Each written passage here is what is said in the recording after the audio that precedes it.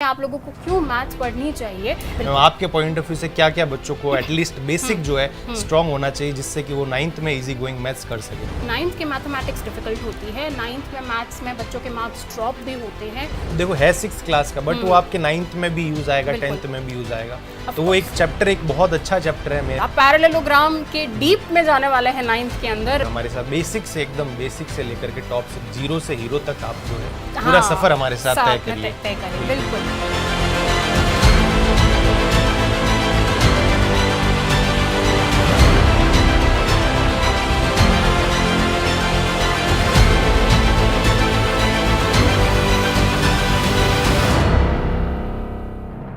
Hello everyone, स्वागत है आपका उत्कर्ष के ऑनलाइन प्लेटफॉर्म पे। आई होप आप लोग सब अच्छे होंगे, स्वस्थ होंगे, मस्त होंगे। एंड आप लोगों के मन में डेफिनेटली तरह तरह के सवाल उठ रहे होंगे। आप लोगों के स्कूल्स खत्म हो चुके हैं, नया सेशन स्टार्ट होने वाला है और हम लोगों के साथ नए सेशन में जाने से पहले मैंने और आपके फेवरेट अंकित सर ने hello sir, first of all hi ma'am. हमने ये सोचा कि क्यों ना हम आकर आप लोगों के कुछ मेजर डाउट्स को क्लियर कर लेते हैं, स्पेशली 9th की मैथ्स को लेके जो मन में फोबिया होता है बच्चों के और बहुत से सवाल होते हैं। हमको लगा कि हमें उनके आंसर्स आपको दे देने चाहिए ताकि आपका जो सेशन है वो बहुत ही स्मूथली रन कर सके और आप लोग अच्छे से सारी जितने भी आपको नॉलेज प्रोवाइड कराई जाए उसका बेनिफिट उठा सके। बिल्कुल, जो भी 8th से मतलब 9th क्लास में बच्चे आ रहे हैं उनका बेसिकली जो डाउट्स है मैथ्स को लेकर के उन पे आज हम बेसिकली डिस्कशन करने वाले हैं। ठीक है, और ये जरूरी भी है क्योंकि 9th के मैथमेटिक्स डिफिकल्ट होती है, 9th में मैथ्स में बच्चों के मार्क्स ड्रॉप भी होते हैं, 10th से ज्यादा बच्चे 9th में थोड़ी डिफिकल्टी फेस करते हैं। ये सारे इश्यूज हैं जो बहुत जनरल होंगे। आप लोगों ने सुना भी होगा शायद आपके सीनियर्स से कि भाई 9th में तो डिफिकल्ट है, नहीं समझ आता है, क्योंकि बहुत सी नई चीजें भी आ जाती है। तो उसके लिए आपका 8th का बेस बहुत ही स्ट्रांग होना जरूरी है और उन सब चीजों पे हम धीरे धीरे डिस्कशन करेंगे। लेकिन सबसे पहले तो हम ये जान लेते हैं कि मैथमेटिक्स क्यों इंपॉर्टेंट है, आप लोगों को क्यों मैथ्स पढ़नी चाहिए।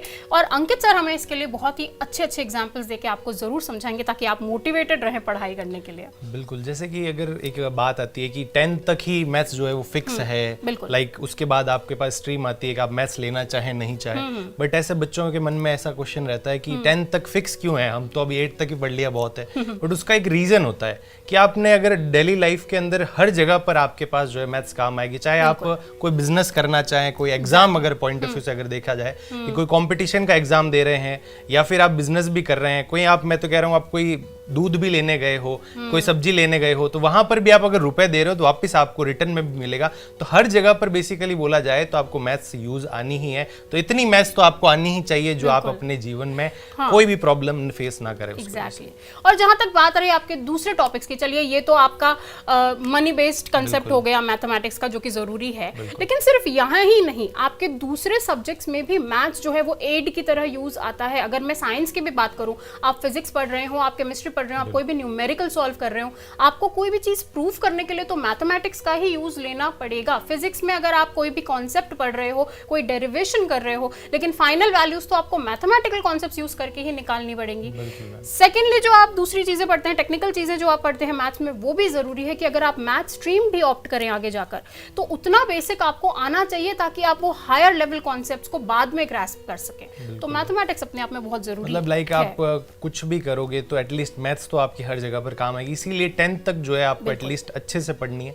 उसके बाद आपकी चॉइस है कि आप स्ट्रीम कौन सा चूज करते हैं, वो आपके ऊपर डिपेंड करता है। अब बिल्कुल, अब आप स्ट्रीम चूज करेंगे 11th में, लेकिन 9th और 10th तो उसके लिए क्लियर करना पड़ेगा, वो भी अच्छे नंबर्स के साथ क्लियर करना पड़ेगा। तो दूसरा जो हमारा डिस्कशन पॉइंट होने वाला है वो यही रहने वाला है। बिल्कुल सर, 9th में अब हम आ रहे हैं तो 8th में या 8 से पहले जो था 6, 7, 8 का बेसिक, वो क्या क्या पढ़ा जाए, आपके पॉइंट ऑफ व्यू से क्या क्या बच्चों को एटलीस्ट बेसिक जो है स्ट्रांग होना चाहिए जिससे कि वो 9th में इजी गोइंग मैथ्स कर सके। बिल्कुल सर, और इसका जवाब हम लोग देंगे और इनको बहुत ही अच्छे से डिटेल में देंगे। और हम लोग चैप्टर वाइज चलते हैं कि आपको कहाँ पे कौन से कॉन्सेप्ट्स आगे जाके यूज आएंगे, तो उसका बेस आपको क्लियर होना चाहिए। तो शुरू करते हैं हम सबसे पहले, सबसे बेसिक कॉन्सेप्ट आपके फर्स्ट चैप्टर से, जो कि आपका नंबर सिस्टम है। तो नंबर सिस्टम में आप सारे तरह की नंबर फैमिलीज पढ़ते हैं। 6 से आप लोग स्टार्ट कर देते हैं, आप नेचुरल नंबर्स पढ़ते हैं, होल नंबर्स, इंटीजर्स सारे पढ़ते हैं। लेकिन 9th में आकर आपको एक इर्रेशनल नंबर का कॉन्सेप्ट इंट्रोड्यूस होता है। अब ऑब्वियसली वो 9th में आएगा, लेकिन उससे पहले तक आपको रैशनल नंबर्स तक हर चीज क्लियर होनी चाहिए, बेसिक क्लियर होना चाहिए। आपका रैशनल नंबर होता क्या है, रैशनल नंबर के पीछे का कॉन्सेप्ट क्या है, कोई भी तरह का उसको लेकर आपके मन में मिथ नहीं होना चाहिए, मिसकंसेप्शन नहीं होना चाहिए, क्योंकि अगर रैशनल का कंसेप्ट क्लियर होगा तभी आप इरैशनल को समझ पाएंगे। बिल्कुल। तो ऐसे ही अगर मैं बात करूँ 6th क्लास में बच्चों ने पढ़ा होगा प्लेइंग विद नंबर्स, जिसके अंदर उन्होंने मल्टीपल्स एंड फैक्टर्स है, साथ में एलसीएम एचसीएफ है। तो ये बेसिक आपको आना चाहिए, जिससे कि आपको प्रॉब्लम नहीं है 9th क्लास में एकदम अच्छे से स्मूथली सारी चीजें चले। बिल्कुल। अक्सर ये देखा जाता है कि 9th में थोड़ी सी कैलकुलेशन भी डिफिकल्ट हो जाती है, आपकी इक्वेशंस, आपकी जो भी तरह की कैलकुलेशंस आती हैं वो थोड़ी सी कॉम्प्लेक्स होती हैं, तो उसको सॉल्व करने में अक्सर बच्चे गलतियां करते हैं क्योंकि उनका बेसिक क्लियर नहीं होता। तो फैक्टराइजेशन का जो कंसेप्ट हुआ, ये सारी चीजें आपके मन में, ये बेसिक आपको आना चाहिए बिल्कुल, ताकि आप देखो है 6th क्लास का, बट वो आपके 9th में भी यूज आएगा, 10th में भी यूज आएगा।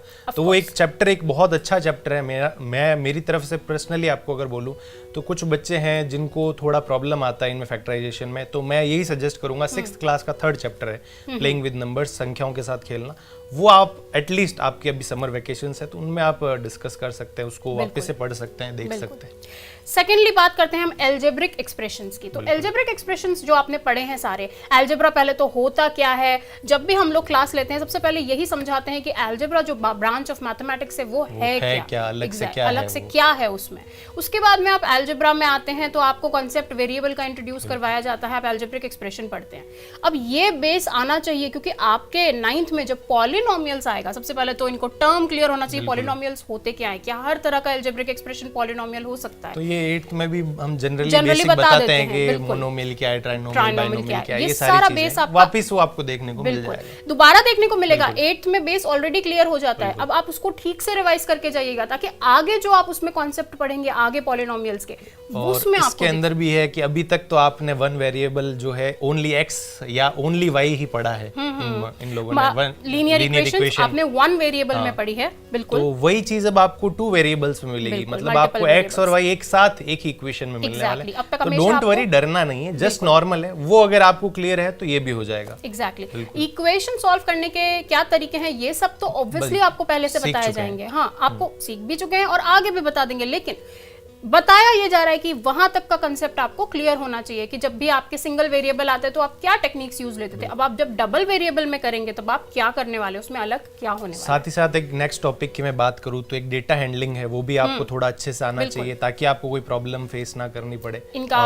स्टैटिस्टिक्स अलग हो जाएगा। बिल्कुल। तो वो आप 9th 10th में आपको अच्छे से थोड़ा अच्छा लेवल पे आता है, तो डोंट वरी, डरना नहीं है, आएगा वही, बेसिक वही है, थोड़ा सा रिलेट होते, थोड़ा सा डिटेल में जाता, और कुछ भी नहीं है। बिल्कुल। और फिर अगर मैं बात करूं एक सबसे इंपॉर्टेंट टॉपिक मेंस्ट्रुएशन की, तो वहां पर जो है बहुत ही बच्चों को डर लगता है, बट डोंट वरी, अब जो है आप क्या करेंगे 9th के अंदर 3D जो है, त्रिविमीय आकृतियां जो है उनको आप फील करेंगे, 3D को फील करने वाली बात है। ये बिल्कुल सही कहा। अभी तक तो जनरल देखा है, हाँ, बेसिक मिल चुका है, 2D तो आपको आता ही है, 3D भी इंट्रोड्यूस हो चुका है 8th के अंदर, पर अब आप उसमें और डिटेल में जाएंगे पर बहुत मजा आने वाला है। अगर आपको स्पेशली, अगर मैं इसमें बेसिक की बात करूं तो जिस भी तरह से हमने आपको 3D शेप्स डिराइव करवाए थे कि उनके सरफेस एरियाज क्या होते थे, एक सरफेस बता के जैसा बताया गया था क्लास में, कैसे वॉल्यूम निकाला गया, कैसे उसका सरफेस एरिया आया, एजेस कितनी है, फेजेस कितने हैं, ये सारी चीजें अगर आपके दिमाग में क्लियर हुई तो मुझे नहीं लगता कि 9th में कहीं पे भी कोई दिक्कत आएगी आपको दूसरे हायर कंसेप्ट्स के अंदर। बिल्कुल कोई दिक्कत बिल्कुल नहीं। अब वही है कि 3D को फील करते हुए आपको इन क्वेश्चंस को करना है, आराम से करना है, आराम से सारी चीजें होगी। तो 8th तक का बेसिक अगर आपने कर रखा है, सारे क्वेश्चंस अच्छे से कर रखे हैं, तो कोई प्रॉब्लम आपको 9th में नहीं आने वाली। एक इसी तरह का एक और चैप्टर है, इन्होंने इंट्रोडक्शन टू ग्राफ्स किया था 8th के अंदर। हालांकि आपका ग्राफ नहीं है बट एक कोऑर्डिनेट ज्योमेट्री करके टॉपिक होता है जिसके अंदर बेस वही चलता है। बेस वही चीजें जो कि आपको 9th और 10th में देखने को मिलेगी। एक बहुत इंपॉर्टेंट टॉपिक जो है और मैं आपसे डिस्कस करना चाहूंगा कि 7th क्लास में आप लोगों ने पढ़ा होगा lines and angles. Exact topic वही चीज आपको 9th में एग्जैक्टली मिलने वाली, थोड़ी सी जो है डिटेल्स आपको मिलेगी, ज्यादा डिटेल्स नहीं मिलेगी, वही चीजें आपको फिर से पढ़नी होगी। तो बेटर है कि अभी आप समर वेकेशंस जो होंगे आपके, तो स्कूल में तो उनका यूटिलाइजेशन करें और उनका बेसिक जो है कवर जरूर करें। लाइंस एंड एंगल्स में आपने क्या क्या पढ़ा था? ट्रांसवर्सल पढ़ी थी, पैरेलल लाइंस, उसमें आपने vertically opposite angle, alternate angles पढ़े थे। तो वो सारी चीजें आप एक बार देख सकते हैं जिससे कि आपको कोई प्रॉब्लम नहीं हो। नहीं यार, एग्जैक्ट चीज वापस मिलेगी आपको, बस थोड़े से कॉम्प्लेक्स कंसेप्ट्स के साथ बेसिक अगर क्लियर हुआ तो नहीं प्रॉब्लम आएगी। तो जैसा अभी हमने इनको बताया है, उसके अलावा दूसरे टॉपिक्स भी हैं, सर्कल्स, ट्रायंगल्स, ज्योमेट्री का पार्ट है। ऑब्वियसली इनका भी बेसिक आपको क्लियर होना ही चाहिए।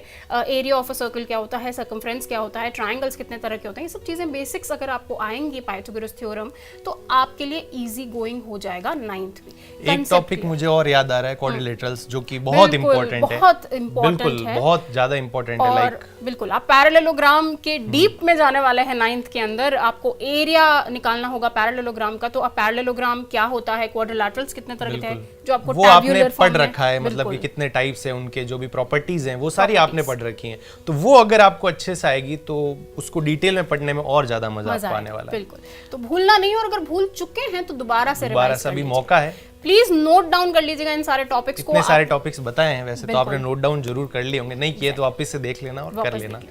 एक और कि अभी तक अपन ने इतना सारा डिस्कस कर लिया है, तो अब कुछ बच्चे ऐसे भी हैं कि जिनके मन में ये रहता है कि हमने स्टार्टिंग से बेसिक्स जो है हमने 8th क्लास में या 8 से पहले भी हमने मैथ्स जो इतना ध्यान नहीं दिया, लाइक बेसिक इतना स्ट्रांग नहीं है, तो उनका क्या किया जाए कि अब 9th में हमसे होगा या नहीं होगा, ये थोड़ा डाउट रहता है बच्चों में। हाँ, तो देखिए सबसे पहले तो मैं ये बताना चाहूंगी कि हम जब भी यहाँ पे नया सेशन स्टार्ट करते हैं उत्कर्ष में, तो आपके बेसिक मेन चैप्टर स्टार्ट करने से पहले ही आपकी बेसिक क्लासेस लगती हैं, और उन बेसिक क्लासेस में हर चीज़ बहुत डिटेल में करवाई जाती है। सारे बेसिक कॉन्सेप्ट्स, चाहे वो प्राइम फैक्टराइजेशन करना हो, HCF LCM निकालना हो, फैक्टर्स होते क्या हैं, मल्टीपल्स होते क्या हैं, चाहे हम आपको बॉडमास रूल समझा रहे हैं, इंटीजर्स को ऐसे सॉल्व करते हैं वो बता रहे हैं हम, हर चीज़ वैसे भी बच्चों को। जैसे अगर फर्स्ट चैप्टर की मैं बात करूँ, नंबर सिस्टम है, तो यहाँ पे आपको हम यहाँ पर सीधा नेचुरल नंबर से स्टार्ट करेंगे, जो कि आपकी 6th क्लास में आया था। तो वो चीजें आपको बेसिक क्लियर करते हुए ही हम जो है वापस से 9th क्लास तक स्टार्ट होंगे। तो वो चीजें आपको डोंट वरी, जो बच्चों को ऐसा लग रहा है कि हमारा बेसिक पुराने से पहले से जो है कमजोर है, हम कैसे कर पाएंगे, तो आपके पास एक बहुत अच्छा बेहतरीन मौका आपके पास है कि कोर्स ज्वाइन कीजिए और हमारे साथ बेसिक से एकदम बेसिक से लेकर के टॉप से 0 से हीरो तक आप जो है पूरा सफर हमारे साथ तय करिए। बिल्कुल एकदम 0 है आप तो हीरो जरूर बन जाएंगे। बिल्कुल बन जाएंगे, क्योंकि हम बेसिक से स्टार्ट करेंगे। जब आपको बेसिक पढ़ाया जाएगा तो फिर कहीं दिक्कत आनी सवाल ही नहीं होता है उसका। तो डेफिनेटली आप क्लासेस टाइम पे अटेंड कीजिए, ये सारे टॉपिक्स को नोट डाउन कीजिए, इनके कॉन्सेप्ट्स को रिवाइज कीजिए। आई एम श्योर आपको 9th में कोई प्रॉब्लम फेस करने को नहीं मिलेगी अगर आप ये सारी चीजें फॉलो करते हैं। कुछ बच्चों के एक मन में ये भी रहता है कि हम 9th के साथ साथ क्या 10th को भी जो है इन्वॉल्व करें, उसकी भी मैथ्स पढ़ें। तो उसमें मेरा जो मानना है पर्सनली कि आप जो है 9th को इतना स्ट्रॉन्ग करो पहले, 10th में मत जाओ। 10th देखिए, क्यों एक चीज पे फोकस करना बेटर है। 10th कंटिन्यूएशन ही है 9th का। अगर आपके 9th स्ट्रॉन्ग है तो आपको वैसे भी 10th में ज्यादा डिफिकल्टीज फेस करनी नहीं पड़ेंगी। आपका 9th अगर नहीं क्लियर हुआ तो डेफिनेटली आप 10th में आके भी कंफ्यूज हो जाएंगे कि ये कहाँ से आया कंसेप्ट और ये क्यों आया ये टॉपिक। 9th क्लियर होना तो पहले 9th को एकदम अच्छे से करो, जितनी बार हो सके। चाहे आपके पास अगर टाइम है, एक्स्ट्रा टाइम है, उसको 10 बार कर लो, 20 बार कर लो, जितनी बार आप उस बुक को कर पाओ वो कर लो। रेफरेंस बुक कुछ ले सकते हो, एक्स्ट्रा क्वेश्चंस। इवन मैं आपको ये बोलूंगा कि जितने हो सके आप एमसीक्यू बेस्ड जो क्वेश्चंस हैं वो आप जरूर करें, क्योंकि कॉम्पिटिटिव आगे एग्जाम्स में हर जगह पर आपको मिलने वाले हैं। अब आपके आगे जो कॉम्पिटिटिव एग्जाम्स होंगे, आपके एंट्रेंस एग्जाम्स है, वो सारे एमसीक्यू बेस्ड ही हैं। तो इवन अब 9th में अगर मैं बात करूं तो ईयरली एग्जाम, हाफ ईयरली में भी अब 15 to 20 क्वेश्चंस जो हैं वो एग्जाम में मिलने लग गए हैं। बिल्कुल, तो आपको उसके अकॉर्डिंगली भी आपको जो है प्रिपरेशन करनी है। ऐसा नहीं कि आप थ्योरी पढ़ रहे हो, तो एटलीस्ट आपको कुछ ट्रिक या कुछ अगर बोला जाए तो डायरेक्ट अप्रोच भी आपको आनी चाहिए, जिससे कि आप डायरेक्ट कर सकें इस टाइप के क्वेश्चन, अलग अलग तरह की ट्रिक्स के साथ। उसके अलावा जुड़े रहिए उत्कर्ष के YouTube चैनल से, क्योंकि हम भी आपके इसी तरह से टिप्स एंड ट्रिक्स लेकर आते रहेंगे। इस तरह के प्रैक्टिस क्वेश्चंस आपको करवाते रहेंगे। साथ ही साथ ऐप में हमसे जुड़ना ना भूलें, क्योंकि हम वहां पे आपको सब कुछ 0 से हीरो तक का सफर आपका तय करेंगे। डिटेल में सब कुछ पढ़ाया जाएगा और डरना नहीं है मैथ से, फोबिया नहीं है। बिल्कुल ऑलवेज। एंड स्वस्थ रहिए, मस्त रहिए। All the best to all of you. I hope आपके लिए इन्फॉर्मेटिव रहा होगा। तब तक के लिए thank you so much and see you next time.